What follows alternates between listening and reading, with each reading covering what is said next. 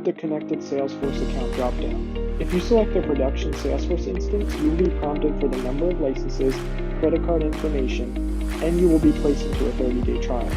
However, if you install into a Sandbox or Developer Edition org, you will not be prompted for licenses or credit card info. For the sake of this video, I have selected a Developer Edition org